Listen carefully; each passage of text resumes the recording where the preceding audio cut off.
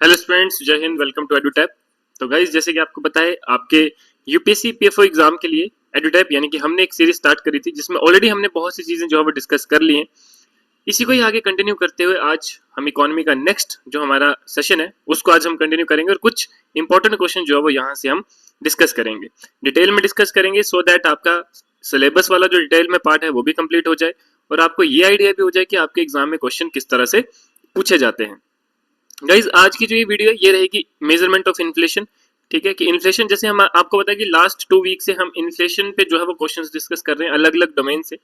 तो लास्ट हमने जो है वो टाइप्स ऑफ इन्फ्लेशन, ठीक है, उसके जो टर्म्स ऑफ इन्फ्लेशन थी वो डिस्कस करी थी। तो वैसे ही आज हम बात करेंगे मेजरमेंट ऑफ इन्फ्लेशन, कैसे हम इन्फ्लेशन को मेजर करते हैं, क्या टूल्स होते हैं, क्या इंडेक्सेस होते हैं, उनसे जो है वो हम आज बात यहाँ पे आपके साथ डिटेल में करेंगे। तो चलिए चलते हैं आज के फर्स्ट क्वेश्चन की तरफ। आज का हमारा पहला क्वेश्चन है, which index is used for measuring inflation in the wholesale market. कि कौन सा इंडेक्स है जिसको यूज किया जाता है to measure inflation in the wholesale market. की होलसेल मार्केट की अगर हम बात करें तो उसमें जो है वो हम कौन सा इंडेक्स जो है वो यूज करते हैं इन्फ्लेशन को मेजर करने के लिए।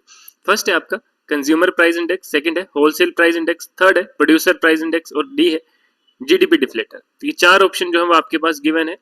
सही ऑप्शन की अगर हम बात करें होलसेल मार्केट से रिगार्डिंग, तो आपका होलसेल प्राइस इंडेक्स जो है वो यूज किया जाता है।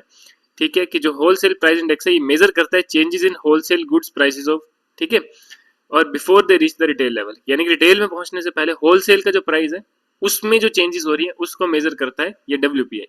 और ये जो इंडिया का डब्ल्यूपीआई का बेस ईयर है वो लिया जाता है 2011 से 12। It does not include services, ठीक है, जिसकी वजह से जो है वो ये कंज्यूमर प्राइस इंडेक्स से जो है वो डिफरेंट होता है। बात करते हैं क्वेश्चन नंबर 2 की। Which of the following inflation measure includes all goods and services produced within an economy? कि कौन सी जो है वो हम मेजर करते हैं, ठीक है, कौन सी ऐसी टर्म है, ठीक है, जो नीचे ऑप्शंस आपको दिए हैं कि हम इनको यूज करते हैं इन्फ्लेशन मेजर के लिए, that includes all goods and services with in an economy. तो आपका ऑप्शन ए है कंज्यूमर प्राइस इंडेक्स, बी है होलसेल प्राइस इंडेक्स, सी है जीडीपी डिफ्लेटर और डी है कोर इन्फ्लेशन। ये चार आपके पास जो टर्म्स हैं वो दी हुई हैं। अगर हम आपको बताएं सही ऑप्शन तो वो है आपका जीडीपी डिफ्लेटर। तो जीडीपी डिफ्लेटर जो है वो आपका बिल्कुल सही ऑप्शन है कि जीडीपी डिफ्लेटर होता है nominal GDP by real GDP into 100। ठीक है, यहाँ से जो है आप जीडीपी डिफ्लेटर को कैलकुलेट करते हैं कि नॉमिनल जीडीपी को जो है वो रियल जीडीपी से डिवाइड करके multiply by 100 and it reflects the broadest major of inflation that cover all goods and services produced domestically. ठीक है कि हर एक चीज को जो है वो ब्रॉडली जो है वो मेजर करता है इन्फ्लेशन की। ठीक है, unlike CPI and WPI it does not based on a fixed basket of goods, कि ये जो है वो एक फिक्स्ड मतलब रिलेटेड सम गुड्स से रिलेटेड नहीं होता है, उस पे बेस्ड नहीं होता है। इसमें ऑल गुड्स एंड सर्विसेज जो है वो आपकी कवर अप होती हैं। बात करते हैं क्वेश्चन नंबर 3 की। क्वेश्चन 3 है, which inflation index is the most relevant for monetary policy decision in India. कि कौन सा इन्फ्लेशन इंडेक्स जो है वो सबसे ज्यादा रिलेवेंसी रखता है मॉनेटरी पॉलिसी से रिगार्डिंग, दैट जो मॉनेटरी पॉलिसी के डिसीजंस होते हैं उनके रिगार्डिंग जो रिलेवेंसी है वो कौन सा जो है वो आपका इन्फ्लेशन इंडेक्स रहता है इंडिया में। ए है आपका कंज्यूमर प्राइस इंडेक्स, बी है होलसेल प्राइस इंडेक्स, सी है जीडीपी डिफ्लेटर और डी है कोर इन्फ्लेशन।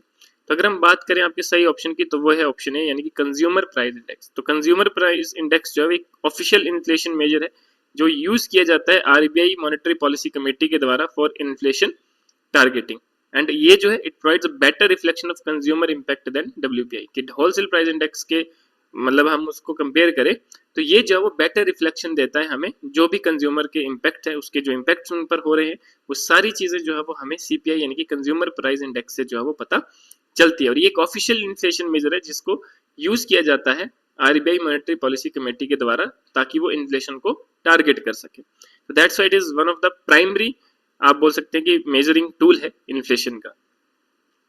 बात करते हैं क्वेश्चन नंबर 4। क्वेश्चन 4 है, consider the following statements regarding the wholesale price index in India. कि कौन सी स्टेटमेंट जो है वो आपकी सही है regarding the wholesale price index. तो फर्स्ट है WPI measures inflation at the wholesale level before goods reach consumers. Second है WPI includes both goods and services in its market basket. Third है डब्ल्यूपीआई जो base year was last updated to 2011 से 12। RBI primary use WPI for inflation targeting. तो ये चार statement जो है वो आपके पास गिवन है। सही ऑप्शन की अगर हम बात करें तो वो है ऑप्शन ए यानी कि फर्स्ट एंड थर्ड, कि जो WPI है ये मेजर करता है inflation at the wholesale level, जैसे कि फैक्ट्री लेवल प्राइसेस जो होते हैं उनके ऊपर बिफोर गुड्स रीच कंज्यूमर, कि मतलब कंज्यूमर से पहुंचने से पहले पहले जो उसका होलसेल प्राइस होता है, फैक्ट्री लेवल का प्राइस होता है, उसको जो है वो मेजर करता है WPI। ठीक है, it does not include services, कि ये जो है वो आपका सर्विसेज इंक्लूड नहीं करता है। बेस ईयर जो है वो 2011 से 12 है, तो ये सही है आपकी। उसके बाद अगर हम बात करें तो प्राइमरी सोर्स जो है मेजरमेंट का, जो कि RBI यूज करती है, तो वो है CPI, कंज्यूमर प्राइस इंडेक्स है, ना कि होलसेल प्राइस इंडेक्स है फॉर मॉनेटरी पॉलिसी। ठीक है, तो ये जो है वो आपके सही ऑप्शन, और यहां से ही क्वेश्चन जो है वो आपका रिपीटली आ जाता है। बात करते हैं क्वेश्चन नंबर 5 की। क्वेश्चन 5 है आपका, consider the following differences between CPI and WPI, कि जो WPI है ये मेजर करता है आपका inflation at the wholesale level, while CPI जो है it measures inflation at the consumer level, और CPI includes services whereas WPI does not। ठीक है, कि जो WPI है ये मेजर करता है inflation at the wholesale level, ठीक है, और CPI मेजर करता है inflation at the consumer level, और CPI जो है वो सर्विसेज इंक्लूड करता है, बल्कि WPI जो है वो सर्विसेज इंक्लूड नहीं करता है। एंड WPI जो है वो यूज किया जाता है सॉरी WPI जो है वो यूज किया जाता है मॉनेटरी पॉलिसी डिसीजंस के लिए, वाइल CPI जो है वो यूज किया जाता है इंडेक्सिंग डियरनेस अलाउंस के लिए। ठीक है, तो ये आपका जो है वो 3 स्टेटमेंट आपके गिवन है, जो कि मेन डिफरेंसेस है CPI एंड WPI के। तो कौन सा सही है, तो वो है ऑप्शन ए, यानी कि फर्स्ट एंड सेकंड, कि WPI जो है वो रिफ्लेक्ट करता है wholesale price change, CPI measure करता है इंपैक्ट ऑन कंज्यूमर्स, तो बिल्कुल सही है। CPI include services but WPI does not. ठीक है, CPI not WPI is used for monetary policy, तो CPI जो है वो यूज किया जाता है मॉनेटरी पॉलिसी के, ना कि आपका WPI यूज किया जाता है। तो आपका ऑप्शन ए जो है वो बिल्कुल करेक्ट है, यानी कि फर्स्ट एंड सेकंड स्टेटमेंट्स जो है वो आपकी करेक्ट है। बात करते हैं क्वेश्चन नंबर 6 की। क्वेश्चन 6 तक consider the following statement regarding GDP deflator, कि कौन सी स्टेटमेंट जो है वो GDP डिफ्लेटर से रिगार्डिंग सही है। पहली है, it is a measure of inflation based on all goods and services produced in an economy. Second है, it is based on a fixed basket of goods and services. Third है, it is used as a broader measure of inflation than CPI and WPI। तो GDP deflator की अगर हम बात करें तो आपका सही जो आपकी स्टेटमेंट रहती है that is option number C, यानी कि फर्स्ट एंड थर्ड, कि GDP डिफ्लेटर जो है ये all domestically produced goods and services के साथ जो है वो रहता है। Unlike CPI and WPI, it does not use a fixed basket of goods, ठीक है, and it is broader than CPI and WPI as it reflects price changes in the entire economy, कि ये पूरी इकोनॉमी में जो भी price change हो रहा है उसको जो है वो रिफ्लेक्ट करता है GDP डिफ्लेटर। तो दैट्स वाई ये जो है वो ब्रॉडर है as compared to CPI and WPI। Clear, तो आपका ऑप्शन सी जो है वो आपका करेक्ट रहेगा। बात करते हैं क्वेश्चन नंबर 7 की। क्वेश्चन 7 है, consider the following statement regarding the consumer food price index. Consumer food price index के रिगार्डिंग हमने बताना है कौन सी स्टेटमेंट जो है वो आपकी करेक्ट है। फर्स्ट है, CFPI जो है वो एक सब कंपोनेंट है कंज्यूमर प्राइस इंडेक्स का, और CFPI जो है it measures inflation in the prices of food items only. And third है, द बेस ईयर जो है CFPI का इंडिया का दैट इज 2012, एंड RBI जो है वो यूज करता है CFPI as the primary measure for inflation targeting. तो ये 4 स्टेटमेंट आपको गिवन है। सही स्टेटमेंट की अगर हम बात करें तो वो है option number C, first second and third, कि आपका जो है वो CFPI जो है वो एक पार्ट है CPI का, ठीक है, and tracks food inflation separately, यानी कि एक फूड के रिगार्डिंग जो है वो आपका CPI से ही एक निकला हुआ एक पार्ट CFPI है, ठीक है, जो कि फूड इन्फ्लेशन को जो है वो अलग से कैलकुलेट करता है, उसको ट्रैक करता है, उसको मेजर करता है, and it measures the price change in food items only, बिल्कुल सही। थर्ड है, the base year for CFPI is 2012। तो ये देखिए बेस ईयर के रिगार्डिंग जो मैं आपको बता रहा हूँ, जैसे WPI का 2011 से 12 है, CFPI का 2012 है, बहुत इंपॉर्टेंट है। यहाँ से आपका स्टेटमेंट कई बार जो है वो कई बार सीधा वन वर्ड में आपका क्वेश्चन आ जाता है ना, तो ये आपने जो है वो ध्यान से इसको याद रखना है। पर RBI जो है वो CPI को जो है वो यूज करता है, ना कि CFPI को, ठीक है, मॉनेटरी पॉलिसी डिसीजन के लिए। ऑलरेडी हम बहुत बार डिस्कस कर चुके हैं, तो इसलिए आपने ये याद रखना है। देखिए ये ज्यादा बार जो रिपीट हो रहा है तो उसके आने की प्रोबेबिलिटी भी उतनी ही ज्यादा रहती है, ठीक है, तो आपने इसको जो है वो अच्छे से पढ़ना है। बात करते हैं क्वेश्चन नंबर 8 की। क्वेश्चन 8 है, which of the following statement regarding measuring inflation in India is correct, कि कौन सी स्टेटमेंट जो है वो इन्फ्लेशन को मेजर करने भारत में जो है वो बिल्कुल सही है, कि इंडिया में किस तरह से जो है वो मेजर की जाती है इन्फ्लेशन को, ठीक है, कैसे हम इन्फ्लेशन को मेजर करते हैं, क्या क्या टूल्स हैं, उसकी रिगार्डिंग आपने कंप्लीट स्टेटमेंट्स बतानी है कौन सी सही है। CPI जो है includes both goods and services, whereas WPI includes only goods. Second है, GDP deflator used a fixed basket of goods to measure inflation. Third है, the base year for both CPI and WPI in India is 2011 and 12. D है, core inflation includes food and fuel price. तो कौन सी statement सही है? तो वो है option number A कि जो आपका सीपीआई है it covers both goods and services making it a more comprehensive major of inflation. ठीक है, WPI includes only goods and track inflation at the wholesale level. ठीक है, तो आपकी सेकंड स्टेटमेंट करेक्ट थी। GDP deflator does not use a fix basket, बल्कि ये तो सारा ही करता है, सिर्फ सीपीआई और डब्ल्यूपीआई जो कि फिक्स बास्केट ऑफ गुड्स को जो है वो मेजर करते हैं, यूज करते हैं।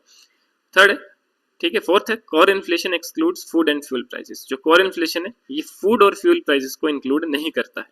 तो ये आपने जो है वो आपने याद रखना है। तो ऑप्शन ए जो है वो आपका बिल्कुल करेक्ट है। चलते हैं आपके नेक्स्ट क्वेश्चन की तरफ। नेक्स्ट क्वेश्चन है which of the following factor influence the consumer price index inflation rate.